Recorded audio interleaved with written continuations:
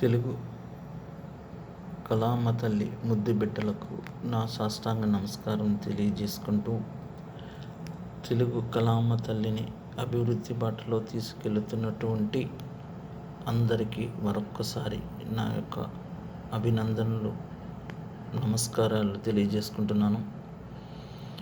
ముఖ్యంగా ఈ వీడియో చేయడానికి గల కారణం, తెలుగు కళామ తల్లి ముద్దు బిడ్డలు అగ్ర హీరోలైనటువంటి మహేష్ బాబు గారు కానివ్వండి, పవన్ కళ్యాణ్ గారు కానివ్వండి, ప్రభాస్ గారు కానివ్వండి, జూనియర్ ఎన్టీఆర్ గారు కానివ్వండి, అల్లు అర్జున్ గారు కానివ్వండి, అలాగే అగ్ర నిర్మాతలైన డి రామానాయుడు గారు కుమారులు, డి రామానాయుడు గారు సంస్థ, అలాగే అల్లు అరవింద్ గారు, అలాగే దిల్ రాజు గారు, ఈ కళామ తల్లిని, తెలుగు కళామ తల్లిని అద్భుతంగా తీర్చిదిద్దారు.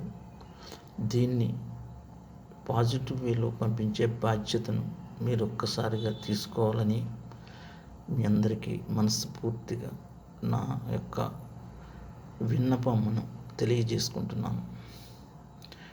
కొన్ని వందల కోట్ల ఖర్చు పెట్టి నిర్మాణం చేస్తున్నటువంటి తెలుగు సినిమాలకు కొంతమంది నెటిజన్లు నెగిటివ్ కామెంట్స్, నెగిటివ్ రిపోర్ట్స్ ఇస్తున్నారు.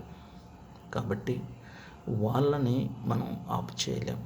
నిజానికి వాళ్ళు ఎందుకు చేస్తున్నారు అనేది వాళ్ళకి వదిలేస్తే, ఈ కళామ తల్లిని మీరు కాపాడుకునే బాధ్యత ఎంతో ఉన్నతమైనటువంటి, భారతదేశంలో ఉన్నత స్థానానికి తీసుకెళ్ళినటువంటి మీరందరూ కలిసి ఒక్కసారి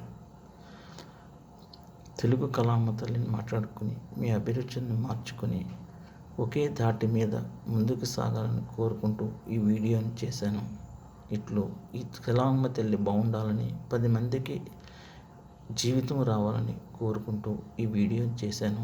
ఇందులో ఏమైనా తప్పుగా మాట్లాడినా, తప్పుడు సందేశం నన్ను క్షమించమని కోరుకుంటూ, ఇది కనుక మంచిది అని భావిస్తే మీరందరూ ఒక్క తాటిపైన వచ్చి కళామ తల్లిని మీరు ఒక్కసారి విభేదాలు లేకుండా ముందుకు తీసుకెళ్లాలని కోరుకుంటున్నాను. జై హింద్.